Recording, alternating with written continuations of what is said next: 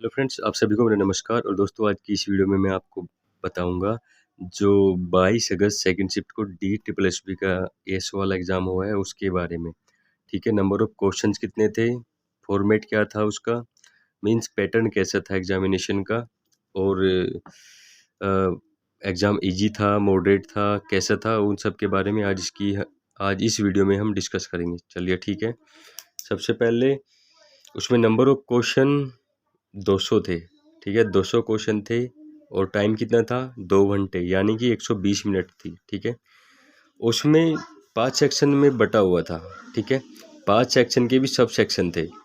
अगर इसमें general intelligence and reasoning की बात करें तो 40 क्वेश्चन थे। उन 40 क्वेश्चन में भी एक सेक्शन 20 क्वेश्चन का ये था और एक 20 क्वेश्चन का सेक्शन ये था। ठीक है, इस सेक्शन के सबमिट करने के बाद ही आप नया सेक्शन स्विच कर पाएंगे। ठीक है, जब ये फुल्ली सबमिट हो जाएगा, आपने जितने अटैम्प्ट किए वो तभी डिसीजन लेना पड़ेगा आपको। आफ्टर सबमिशन आप वापस नहीं जा सकते। ठीक है, आप इसको आपने कंप्लीट किया, ये इसी सीक्वेंस में वहाँ पे खुलेगा। जनरल इंटेलिजेंस एंड रीजनिंग पहले, फिर जनरल अवेयरनेस, फिर मैथमेटिकल एप्टीट्यूड का, फिर इंग्लिश एंड कॉम्प्रिहेंशन का, फिर हिंदी और कॉम्प्रिहेंशन उसका हिंदी का। ठीक है, ठीक है। अब जैसे इसमें 20 क्वेश्चन रीजनिंग के थे, तो इसमें से क्या 4 से 5 क्वेश्चन तो ब्लड रिलेशन के थे। ठीक है, 4 से 5 क्वेश्चन। ठीक है, कुछ क्वेश्चन ऐसे थे जैसे NOPBLKRAM, इस तरीके से SOP। ठीक है, इस पैटर्न में वो पूछता है कि इन सभी को अगर इनके जो नेक्स्ट होगा, नेक्स्ट वाले अल्फ़ाबेट से अगर रिप्लेस कर दिया जाए, तो जो नया रिप्लेस के बाद जो नया बनेगा उसमें कितने कितने में, मतलब वो भी नहीं है। ठीक है, आप जैसे इसको बढ़ाएंगे तो जितनों में वो भी नहीं होंगे। तो ये 2 क्वेश्चन थे। ठीक है, एक क्वेश्चन वो मैट्रिक्स वाला आता है, वो जिसमें वो कंडीशन देता है कि अगर फर्स्ट नंबर ओड है और लास्ट नंबर इवन है तो उनके कोड का इंटरचेंज होगा। जो एक वैरायटी है रीजनिंग में, एक वो आई थी। ठीक है, और ये ना मतलब सीटिंग अरेंजमेंट का एक क्वेश्चन था उसमें। ब्लड रिलेशन के तो 5 से 6 क्वेश्चन थे। ठीक है, और एक वो कि मंडे टू संडे कुछ वर्क असाइन किया जाता है। ठीक है, तो किसको किस दिन क्या असाइन किया गया था, ये था। और एक ये था कि बुक को एक रैक में रखना है, नीचे से 1 2 3 4 5 6 रैक है, उसमें उसका एक का प्लेस फिक्स कर दिया, फिर वो कंडीशन देगा कि उससे ऊपर इतना है। तो 2 क्वेश्चन ये थे। इसी तरीके से रीजनिंग में ये वाला पैटर्न, ये 2 क्वेश्चन थे इनके। ठीक है, और मैं ऐसा रिकॉल नहीं कर पा रहा हूँ। और एक 4-4 की सीरीज के भी क्वेश्चन थे, जैसे 6 12। ठीक है, 6 12, और इसमें आपको दे दिया 22, और यहाँ पे दे दिया आपको कितना 18। मीन्स एक ऐसे पैटर्न बेस भी था, इसका दुगुना करके +10 हो रहा था, फिर इसका 3 गुना हो रहा था। इस तरीके के भी 2 से 3 क्वेश्चन थे जो मैं याद कर पा रहा हूँ। ठीक है, ये तो इस वाले इसमें थे। अब नेक्स्ट 20 क्वेश्चन जो थे उसके जनरल इंटेलिजेंस एंड रीजनिंग के, उसमें क्या मिरर इमेज थी। मिरर इमेज का क्वेश्चन था उसमें। ठीक है, मिरर इमेज हो गई, और ब्लड रिलेशन इसमें भी था, कैलेंडर से कोई क्वेश्चन नहीं था। ठीक है, सभी से ये एनालॉजी वाले क्वेश्चन भी थे, स्टेटमेंट एंड कंक्लूजन वाले भी। ठीक है, जैसे सभी मेज कुर्सी है, इस तरीके के 3 क्वेश्चन थे। ठीक है, और ये हो गया पूरा, मतलब जितना मैं रिकॉल कर पा रहा हूँ मैंने उतना आपको बता दिया। ठीक है, 40 question general intelligence and reasoning के थे। ठीक है, अब बात कर लेते हैं जनरल अवेयरनेस की। इसमें मार्च 2025 की करंट अफेयर थी, ठीक है। और एक कर्नाटका का फेस्टिवल था, उसमें पूछा गया था कि वो किस किस मंथ के बीच मनाया गया, ठीक है। वो नवंबर दिसंबर के आसपास की लास्ट ईयर की वो थी करंट अफेयर, ठीक है। 2 क्वेश्चन इकोनॉमी से थे, 2 से 3 क्वेश्चन, ठीक है। और जियोग्राफी से जो था कोपेन क्लाइमेट क्लासिफिकेशन है वो, इससे 2 क्वेश्चन थे।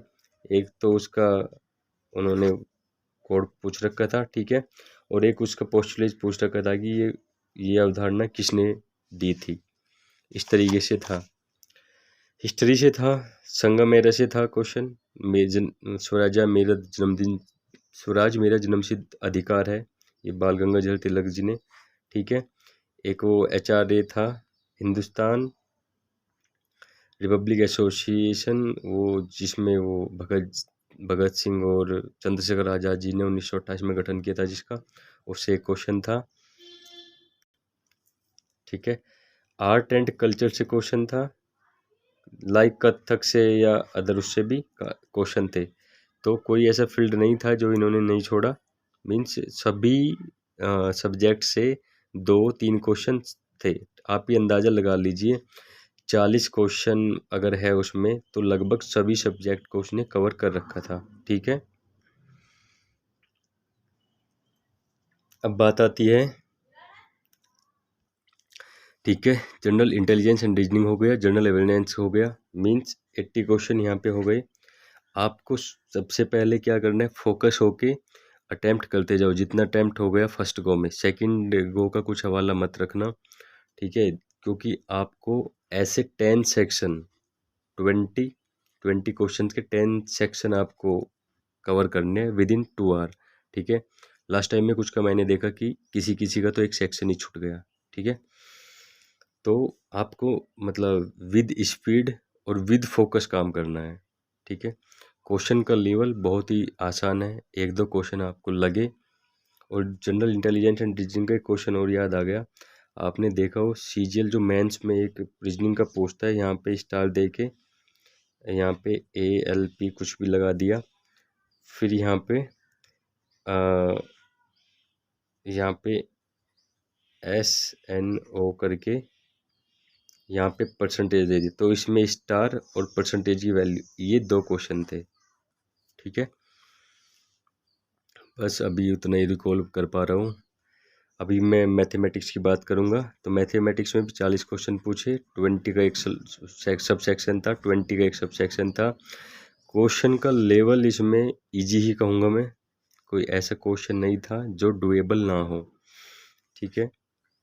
सभी क्वेश्चन, एक क्वेश्चन तो उसने 4 बार पूछा, बस डिजिट चेंज की, उसने एक टाइप का 4 बार पूछा कि 8 नंबर का एवरेज 54 है, उनमें से जो सबसे छोटा नंबर है वो सभी के सम का 1/16 है, ठीक है। तो इसको कैसे सॉल्व करेंगे, तो इनका सम कितना हो जाएगा, जब 1 गुना 8, तो जो सबसे छोटा नंबर है इसका सभी के योग का 1/16 है, ठीक है। तो ये इससे हल होके इस तरीके से हो गया था। ये 4 क्वेश्चन थे, ठीक है। इस वैरायटी के 4 क्वेश्चन थे, और 4 से 5 क्वेश्चन आपको जो एवरेज में आता है ना, कि सेम डिस्टेंस को x की स्पीड से जाता है, y की स्पीड से वापस आता है, ये आपके 4 से 5 क्वेश्चन थे, और बहुत ही आसान मतलब अंक थे उनके, ठीक है। तो इसका 2xy/x+y इस फॉर्मूले से आप कर देंगे, ठीक है। उसके बाद हम बात करते हैं टाइम एंड वर्क की। टाइम एंड वर्क से 4 से 5 क्वेश्चन थे, वही सिंपल, A 24 दिन में करता है, B 12 दिन में करते हैं, दोनों कितने दिन में करेंगे, या AB 20 दिन में करते हैं, B किसी दिन में करता है। तो कभी कभी ये पूछता है कि A उसका 1/3 कितने दिनों में करेगा, तो इस तरीके के भी 3 से 4 क्वेश्चन थे, ठीक है। पाइप एंड सिस्टम से कोई क्वेश्चन नहीं था। हाँ, उसमें क्यूब और क्यूबॉइड से क्वेश्चन थे, एक एक क्वेश्चन था, ठीक है। और प्रॉफिट एंड लॉस से क्या क्वेश्चन था, उससे क्वेश्चन था कि इससे क्वेश्चन था कि अगर एसपी को, विक्रय मूल्य को, सेलिंग प्राइस को 6 गुना कर दिया जाए, जो प्रॉफिट था वो 11 गुना हो गया, ठीक है। इसको मैंने तो बेसिक से ही किया था। बेसिक से इस प्रकार किया था कि मतलब बेसिक से मैंने कर दिए थे। ये 3 क्वेश्चन थे, 2 से 3 क्वेश्चन। एक बार 6 गुना हो गया था तब दिया था, और एक बार 5 गुना, ठीक है। यहाँ पे सोल्व करवाने बैठ जाऊंगा तो काफ़ी टाइम लग जाएगा, इसलिए मैं आपको एक आइडिया दे रहा हूँ कि इस तरीके का था एग्ज़ाम। सारे क्वेश्चन डुएबल थे, बट आप अगर कंसिस्टेंसी के साथ में फोकस होके थोड़े काम रह के करेंगे ना, तो सारे सेक्शन को खींच ले जाओगे, ठीक है। चलिए अब बात करते हैं मैथमेटिक्स के दोनों पोर्शन में ऐसे ही दिया था उसने। इजी है, आराम से कर लेंगे आप उसको। अब बात करते हैं इंग्लिश एंड हिंदी की, ठीक है। इंग्लिश में भी ऐसे ही 40 क्वेश्चंस, 2 सब सेक्शन। एक सेक्शन में 40 क्वेश्चन, 2 सब सेक्शन। इन 20 क्वेश्चंस में फर्स्ट वाले में क्या था, 2 पैसेज थे, ठीक है। 2 पैसेज थे, और 2 पैसेज मीन्स 8 क्वेश्चन तो ये थे, ठीक है। नरेशन वॉइस कुछ नहीं था उसमें। उसमें फिल इन द ब्लैंक्स ज़्यादा थे, फिल इन द ब्लैंक्स थे, ठीक है। फिल इन द ब्लैंक्स हो गए। और उसमें इडियम्स एंड फ्रेजेस एक सेंटेंस में दे देगा कि जी अंडरलाइंड इडियम है, इसका गिवन ऑप्शन में कौन सा एक्यूरेट है, इस तरीके से। 2 उसमें पैराजेम्बल थे, लेंदी थे, बट आप उसको कर पाएंगे, ठीक है। मोस्ट ऑफ तो ये थे, फिल इन द ब्लैंक्स थे, और सिनोनिम्स थे 2 और एंटोनिम्स थे। पैसेज में अंदर भी पूछ रखा था कि इसका क्या रहेगा, एंटोनिम्स भी और सिनोनिम्स भी, ठीक है। Most of fill in the blanks थे, जो डेली यूज के कुछ वर्ड्स रहते हैं, सेंटेंसेस रहते हैं, उन पे बेस भी थे, ठीक है। और अब सेक्शन 2 में पैसेज नहीं था, लेकिन number of fill in the blanks बहुत ज़्यादा थे। इडियम्स एंड फ्रेजेस भी थे उसमें, और जहाँ तक मैं रिकॉल कर पा रहा हूँ, 1 वर्ड भी था उसमें, 1 वर्ड सब्स्टिट्यूशन भी था। वो मतलब सेंटेंस में, कंप्लीट सेंटेंस में यूज करके उसको हाईलाइटेड कर रखा था। उसमें हमें बताना था कि हाईलाइटेड पार्ट का 1 वर्ड क्या होगा, ठीक है। अब मैं आपको हिंदी का बता देता हूँ।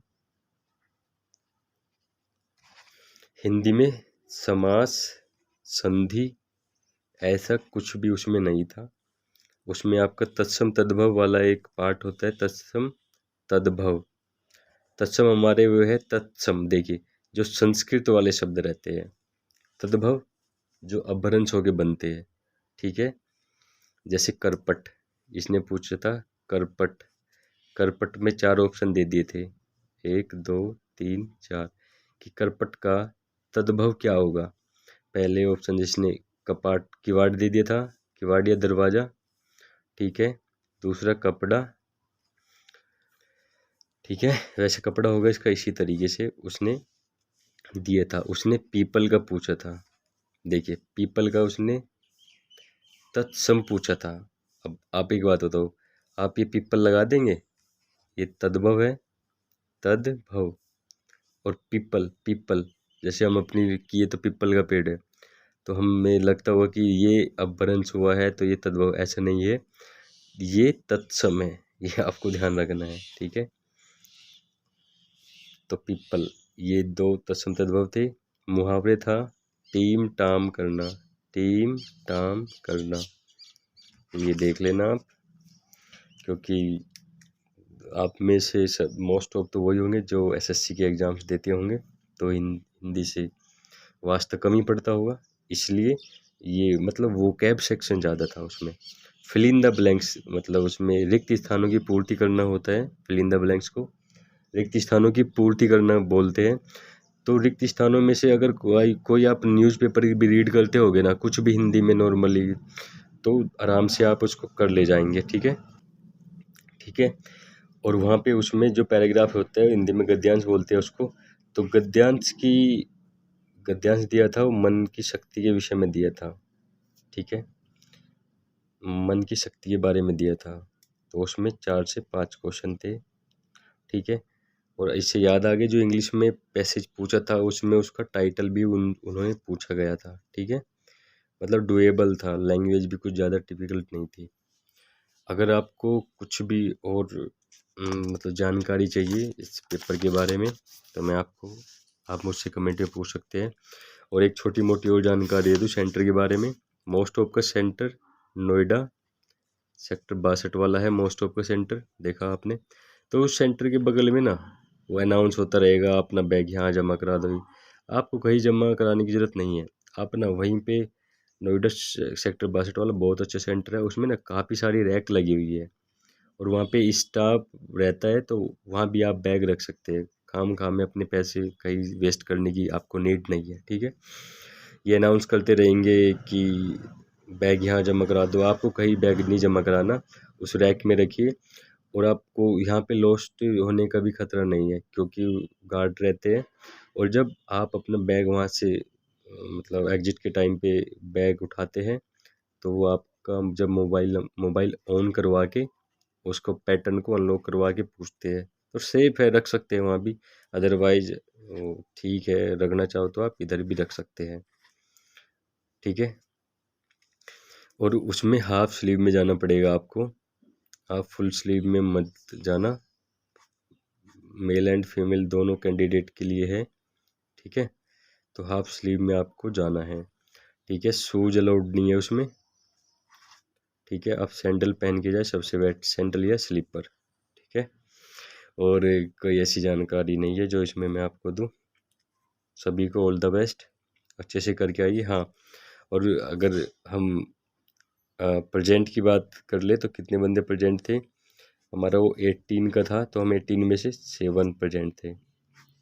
जो दोनों तरफ की रैक रहती है ना, एक ये इस साइड और ये एक इस साइड, यहाँ पे 18 की सीटिंग थी, इनमें से हम 7 प्रेजेंट थे। अब आप परसेंटेज भी निकाल लीजिएगा, ठीक है। लेस देन 50% था, ठीक है। Okay, all the best and thanks for watching this video.